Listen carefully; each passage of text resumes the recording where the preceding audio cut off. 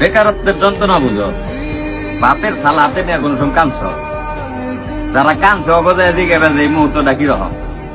একটা ছেলের কাছে তার দুনিয়া হইলাম তার বাপ মা, সেই বাপ মা যখন তার সাথে খারাপ ব্যবহার করে যে সারাদিন কি করলি, একটা টাকা আনস না, আর কতদিন এমনি পয়সা পয়সা খাবি, এই কথাটি শুই না যে ছেলে ভাতের থালা হাতে দিয়ে কান্না করছে, ওরে যায় দিকে বেজে এই মুহূর্তটা কিরকম বা কষ্টটা কিরকম। এই প্রেম ভালোবাসার কষ্ট সবকিছু ফেল এই কষ্টের কাছে।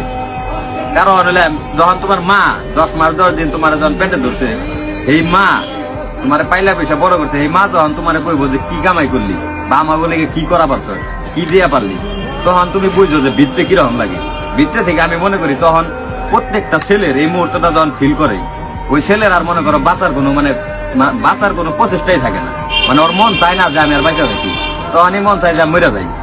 এটাই ভাই নিয়ম, বাস্তবতা মানতে হইব সবসময়। এই কষ্টটা মানে আমি মনে করি দুনিয়ার সব কষ্টের কাছে আর মনে হয় এই কষ্টটা। বাপ মা মনে করো এমন একটা জিনিস, না কিছু কম যায় না শোন যায়। মায়ের পায়ের নিচে সন্তানের বেশ, মায়ের কি কম। আর বাপ তো মনে করো পৃথিবী, এত কষ্ট করে বড় করছে, এই বাপটাই বা কি করবো।